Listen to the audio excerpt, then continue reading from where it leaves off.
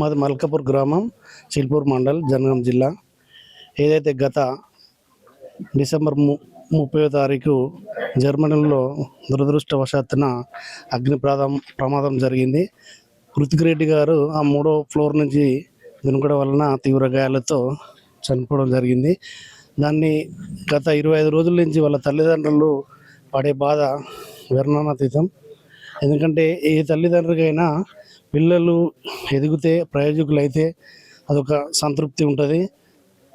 దాంతోపాటు ఆ డెడ్ బాడీని తీసుకురావడానికి కూడా 25 రోజుల నుంచి సహకరించిన ఎవరైతే ఆఫీసర్స్ కానీ, మా విలేజ్ పీపుల్స్ కానీ, సేమ్ టైం కడియం కావ్య గారు కానీ, కడియం శ్రీహరి గారు కానీ, వీళ్ళందరి తోడ్పాటుతోటి ఈరోజు రావడం జరిగింది. రాత్రి ఎయిర్పోర్ట్కి వచ్చింది. ఆ ఎయిర్పోర్ట్ నుంచి తీసుకొని రావడం జరిగింది.